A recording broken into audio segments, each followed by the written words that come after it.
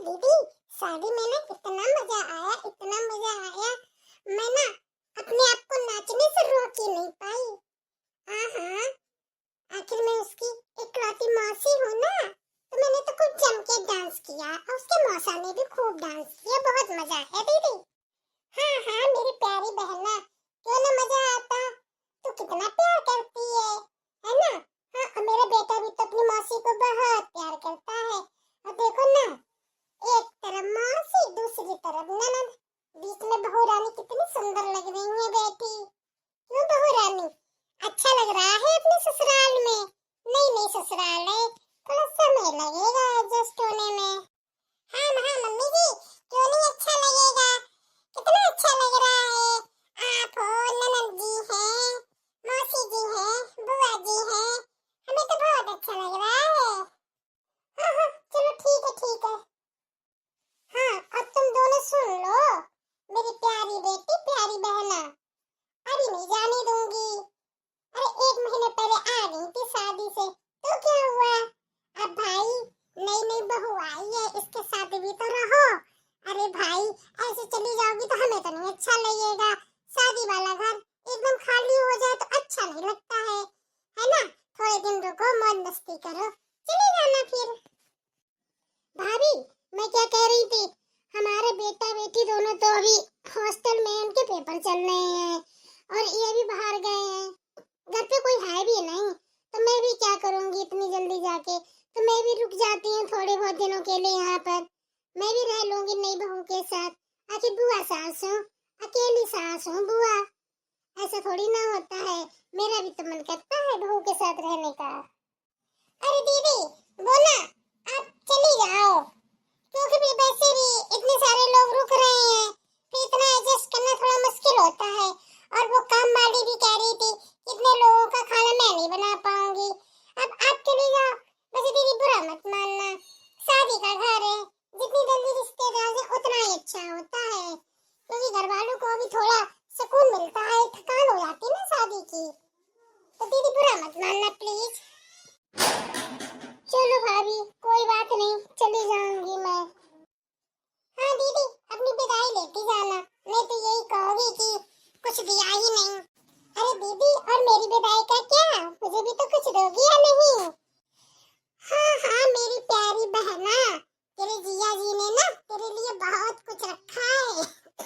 खांसी आ रही है, सर्दी की थकान है, सर्दियों में शादी होती तो ऐसी दिक्कत हो ही जाती है। पता है, तेरे जीजा ने तेरे लिए एक नेकलेस लिया है, बहुत सुंदर है। बोला कि ये बोल रहे थे कि आएगी ना तुम्हारी बहन ना, तो उसको ये देना, शादी के शगुन के लिए कुछ तो देना ही होता है, इसीलिए नेकलेस है, 21 साड़ियाँ हैं। हाँ, और उन्होंने कहा है 51,000 रुपए दे देना, तो बोल देना उससे जो ड्रेस चाहिए वो ले ले, और अपने घर वालों को भी कुछ ना कुछ दे ही देना। मैं ना तुझे दे दूंगी 51,000 रुपए अलग से, और ये मत कहना दीदी ने कुछ दिया नहीं। हाँ, और बहनोई जी के लिए एक चैन दी है। हाँ, तेरे जीजा जी लाए थे चैन, एक चैन थी और एक नेकलेस था, तुम्हारे लिए भी लाए, और मेरे दामाद के लिए जितना तुम्हारा है उतना ही दामाद बेटी का है, कोई मैंने भेदभाव नहीं किया तुम दोनों में। अरे दीदी, कैसी बात करती हो, मैंने कभी बोला है भेदभाव करती हो? आखिर मैं तो आपकी बेटी के जैसी ही तो हूँ, आप तो कभी ऐसा कर ही नहीं सकती। हाँ मौसी, और क्या, मम्मी थोड़ी ना ऐसा कर सकती है। अरे हम और आप सब एक समान है, मम्मी ना जितना हमारा सम्मान करती है मेरे पति का, उतना ही आपका मौसा जी का भी करती है। और पता है, शादी में जितनी शॉपिंग की, जो मम्मी ने हमें दिया है वही आपको भी दिया है।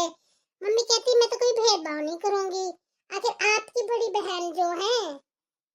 हाँ, और नहीं तो क्या, हमारे यहाँ का कोई कमी है? मैं तो ना अपनी बहन और बेटी को बराबर समझती हूँ। अरे तो क्या हो गया?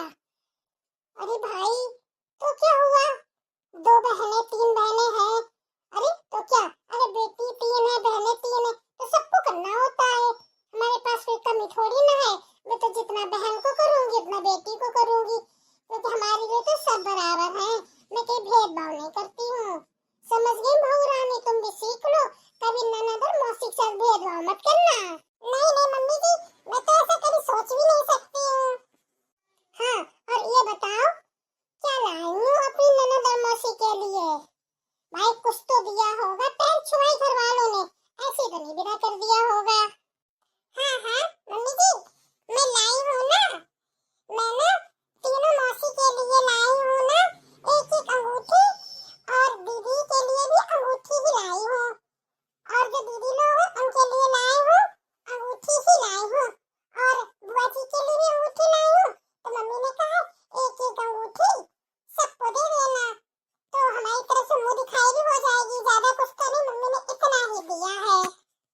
अच्छा, और मेरे लिए नहीं कुछ लाई हो क्या?